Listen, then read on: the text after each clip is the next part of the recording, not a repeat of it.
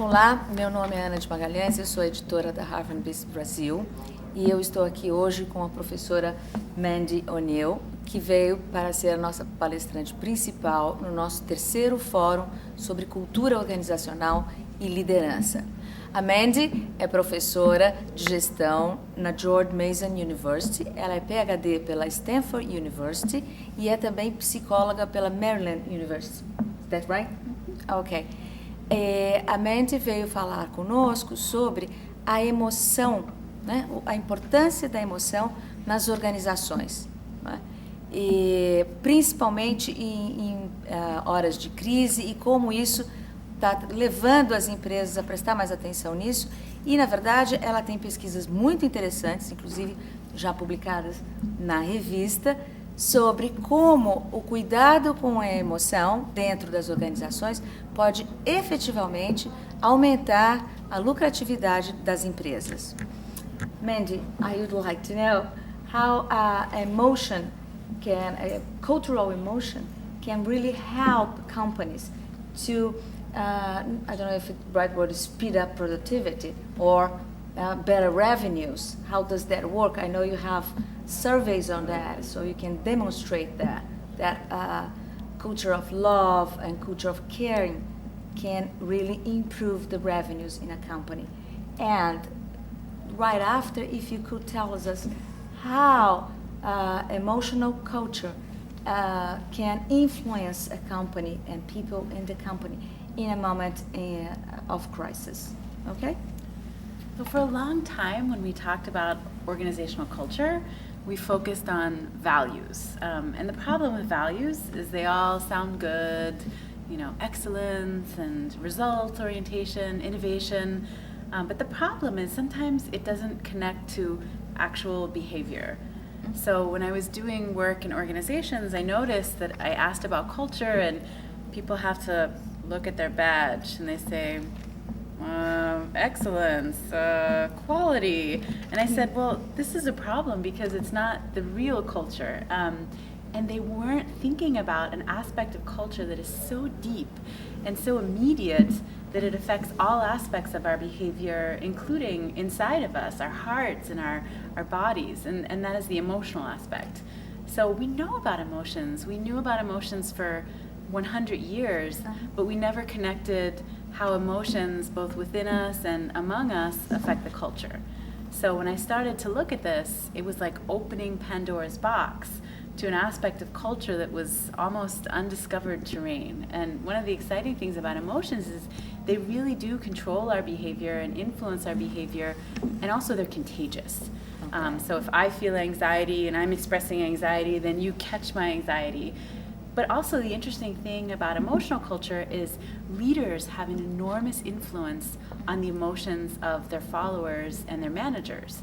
And so I saw an opportunity here for culture change, but also for a new way of understanding how culture affects our behavior and ultimately the bottom line. So we started to find that culture affected attitudes, makes people feel more satisfied, lowers burnout.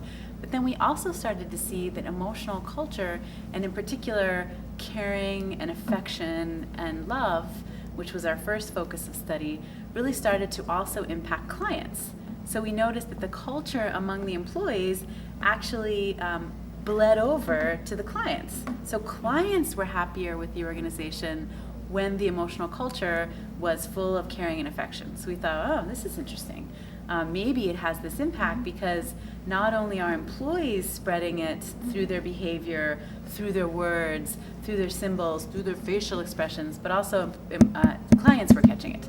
So then we started to say, well, what if it actually affects the bottom line too? And so in our newest research, my collaborator Sigal Barceda and I are finding that it's not only just caring and affection, but also anxiety. And what we find there is that, in particular, anxiety is not always a bad thing. When it comes in a strong culture of love, it actually gets people motivated and can actually lower costs, which was kind of, you have to have a balance. Exactly. Okay.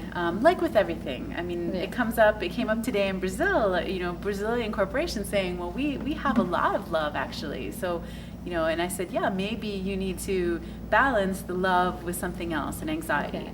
And actually the topic of anxiety is very important now in Brazil because Brazil is going through some political and economic challenges, and those influence the workplace. And so I think the work on how anxiety and love come together is very important for the Brazilian context because this is on people's minds and it's in their hearts, and it obviously affects their work. And so the thing we're learning though is that the clue to that actually may also be in the culture, not just of the organization, but of Brazilian culture. And so I did a survey of some of the participants here at the Fórum and discovered that the strongest emotion that people felt this past year was not anxiety, it was not anger, it was not disgust, it was determination. Okay. Determinação, no? Determinação, exato. So the strongest emotion that people had been feeling is determination. And in English, we have a concept of resilience, which I think is very similar, which is the ability to come back after a struggle, after a challenge. And what I saw in people's responses is, yes, there are a lot of negative emotions, but the key to success might be in this determination to succeed. And because there is already a lot of warmth and love and strong relationships, this may help people to buffer the effects of the anxiety and the negative emotions. So it's not just the organization's culture, but also the larger environment. It's kind of the Brazilian culture in a way. I think so. I mean, I think there's future research to be done, and that's one great thing about and do well, and Harvard Business Review is a leader in bringing the research, to the practitioners, and in practitioners bringing their insights. So I think it's a great forum for bringing together science and practice. So I would love to have in the pages of the magazine an article of yours talking about this Brazilian culture and in your research. It'll be great. I'd love to. Thank you so much. Okay.